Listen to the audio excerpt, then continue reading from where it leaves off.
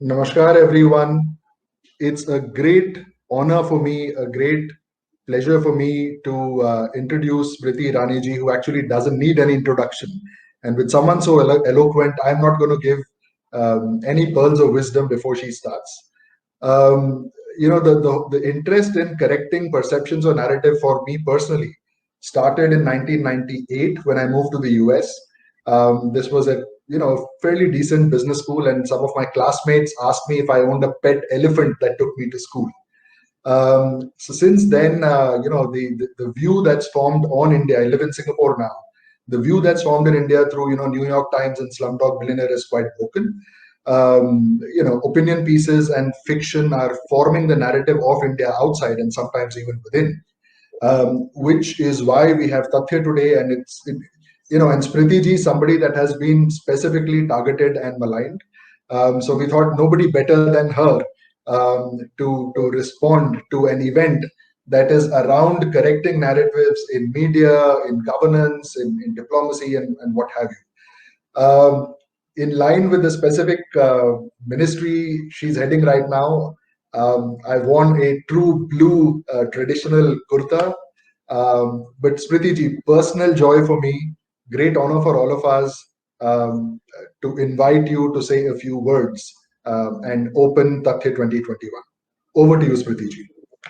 I have the greatest privilege of being on a platform which delves into the real truth. Spinning of narratives is not the entitlement of the few who feel that politics or policies can be ridden on that path of untruth.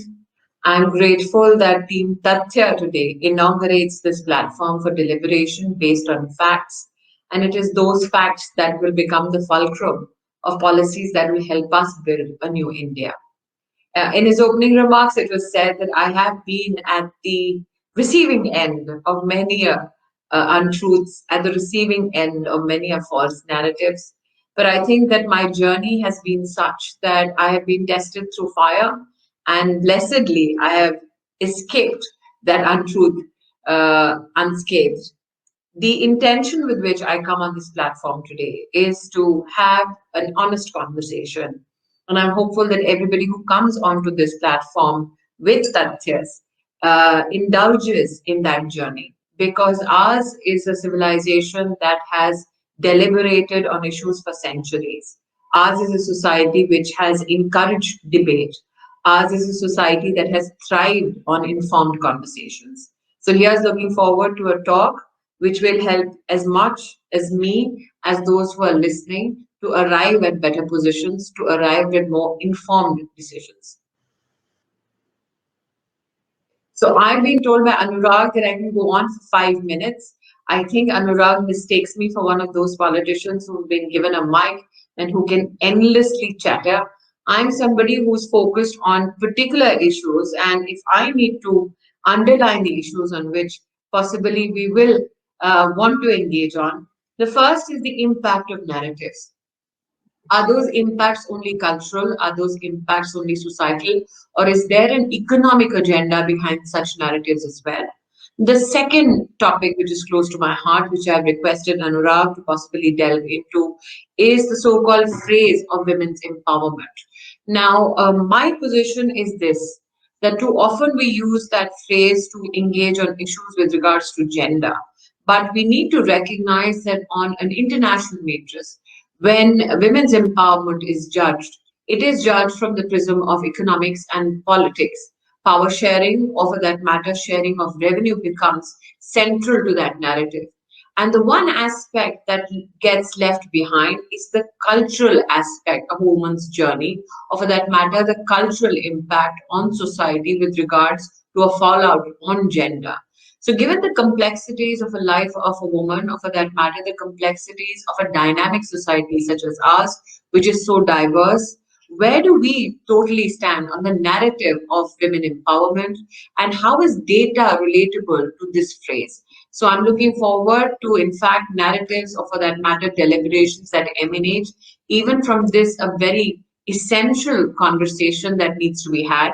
Because if you look at Indian politics today, there has been a tectonic shift as to how women are perceived by administrators and policymakers.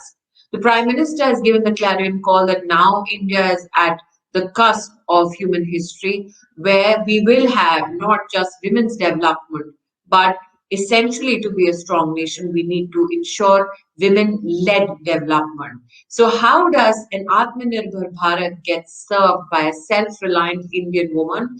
And what does data tell us about it? What are the narratives around it? I'm hopeful that on Tathya, this is also an aspect that can be deliberated.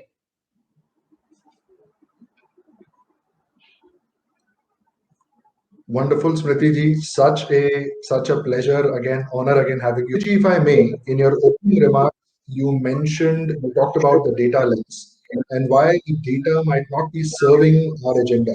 Would you mind elaborating on that for the audience? I don't think, Anurag, it's about data serving our agenda. I think it's more about data serving the truth. And when it comes to women's issues, I think one of the greatest challenges when we look at international indices, for instance, the Gender Inequality Index, or for that matter, the Gender Development Index, where international conversations emanate about the potential of how India's policymakers or administrators are serving the cause of women in India. One of the greatest challenges that I have seen in my 1.5 years as a minister is that very old data sets are used. And hence, as a nation, when we think that we've done much progressively on issues with regards to women in education, in health, in financial services, the data doesn't reflect that reality. The other aspect is that there is a presumption that all data sets are applicable to all nations unilaterally. And the diversity or the complexity of a nation does not get reflected in that data. The other assumption is that all data available is the right data. And I think that I would like to add to it by saying that if I look at only how women are politically measured on such indices, they are measured from their participation, let's say, in parliament. For that matter, there is an addition of women being represented in state assemblies. But there is a third layer in India where we have 1.2 million women serving in our panchayats. Now, they don't find a reflection in international data sets. Given the fact that they are equally a vibrant contributor to our democracy, given the fact that with the devolution of enhanced funds from the center to states, and especially for the urban and rural infrastructure, looking at the number of women serving at the grassroots level, if we start having that number getting reflected in those indices, can you imagine the jump that India will see? The other instance is access to financial services and credit for women. In Mudra, or for that matter, Stand Up India, today we have over 10 crore female beneficiaries across all these financial services schemes of Government of India. That volume does not get reflected internationally. So when we had the pandemic and I was in conversation with UN Women, the New York headquarters, I said that you need to recognize that for the first time, Prime Minister Modi has availed to at least 41 crore citizens banking facilities. These are people who were unbanked before that. But in the women's sphere, we had 28% of women in our country having banking facilities till 2014. That number doubled. And Jan Dhan Yojana, imagine now, has ensured that 22 crore women, that is 220 million women now have a bank account courtesy the Modi regime. And it is under that space that we saw cash transfers happen worth 30,000 crores. People in New York were surprised by the whole volume of the impact of the administration. But those data sets were not readily available there. So I think that the ask I have of Tathya 2021 is to not look at data sets only from the perspective of a narrative which is about journalism, but also extend it to human development indices, or for that matter, the contribution that the Prime Minister has done on these issues. So be it education, be it health, be it women's issues. I think that you will serve the cause of data well when these conversations happen. I think not, because this is, like I said, one of the greatest aspects that goes untouched. You see, it serves a lot of interests well. And if you permit, while we are recording, let me just add to when I spoke about women's issues or the human development index issue and data. So from my own experience in WCD, which is the Women and Child Development Ministry, one of the most fascinating data that I challenged as minister in the realm of nutrition was Mhm. the narrative that malnourished children in our country, in fact, can be equated to sub-Saharan Africa. And when I became minister, I said that give me the data for the severely acutely malnourished children in our country. Everybody Mhm. pulled out data from the internet and said that, well, there are approximately 8 million such kids in the country. I said, how can you work on an approximation? Give me specific state-wise data. We wrote to every state.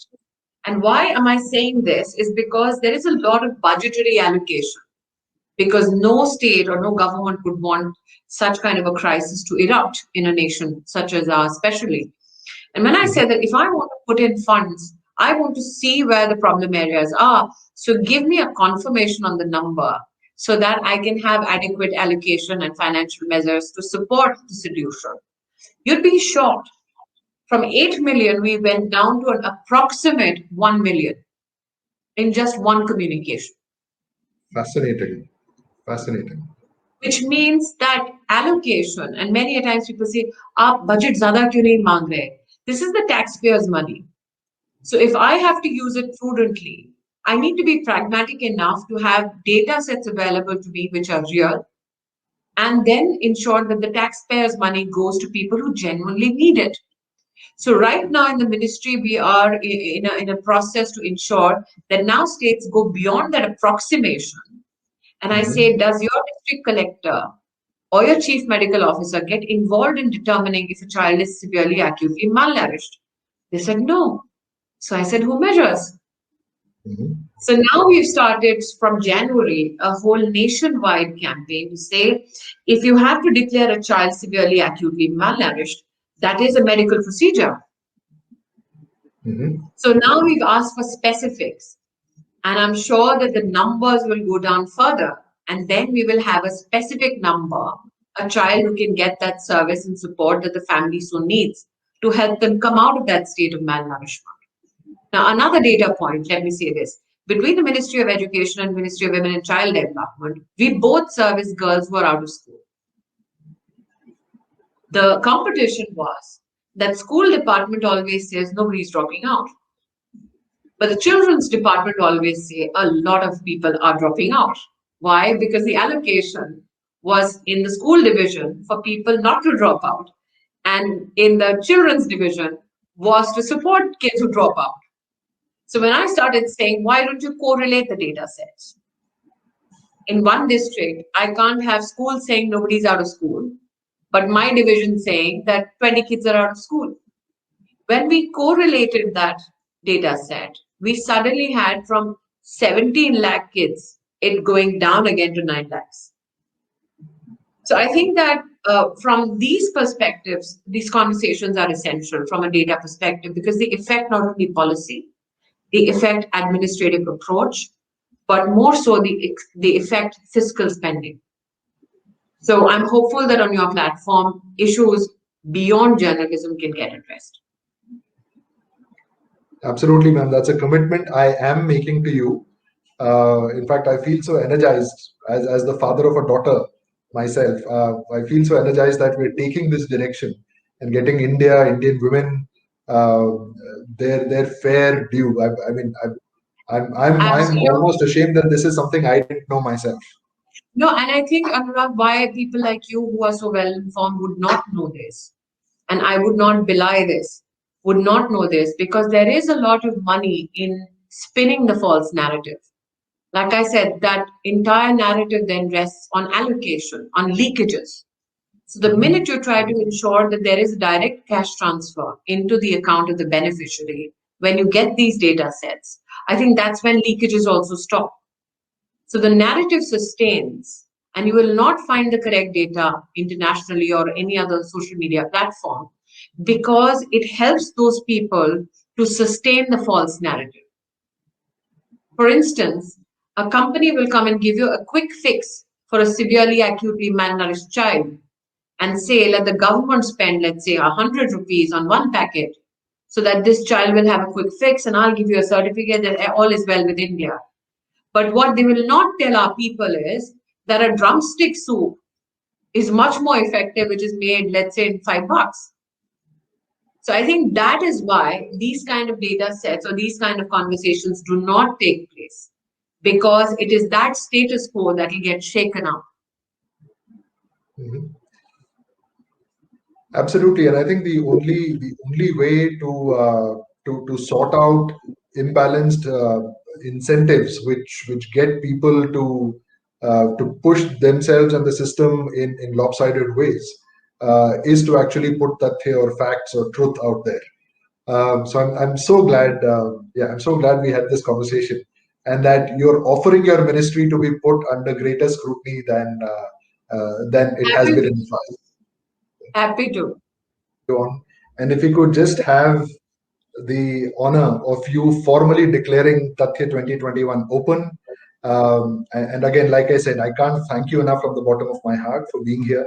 The direction you've set for us, what, the quick thing on women, um, there's a small secret I'd like to let you in. When we were deliberating about setting this up, this was in the end of 2019, there was an event that you spoke of, and this is something perhaps you also don't know. This was at the Bloomberg conference in Bombay, where you happened to mention that as a woman, you feel as safe in India as you do in New York. 1 hour in, there was this whole narrative being set out from, Lutyens' news studios, uh, comparing it to the whole Bombay ko Shanghai banayenge movement. Luckily, we had data at that point of time to actually prove that the per capita crimes against women were far lesser in India than in New York City, New York State, or the US in general. Yes. That was one of the reason which actually encouraged us to say कि हाँ यार इस idea में दम है. We need to stop painting us Indian men black, especially when we have data for it. So personally, it's an honor for me. All Thank Indian you. men are perfect, but I'm grateful that they accept their flaws. But I'll not have them flogged internationally for an issue which is topical to every nation. So yes, I support you on that. Absolutely. Thank you so much, madam. And if you could just declare the event open, that would be a great honor for us. It is my absolute privilege, and with pride, I announce that Tathya 2021 be open. Thanks, everyone. Stay tuned for the panels, for the convocation. We have Suresh Prabhuji coming in, a host of speakers. Thank you, madam, again, or as we say, Dhanyosmi, for gracing this event. We look forward to your interaction, your guidance in the future as well. Dhanyosmi. Thank you.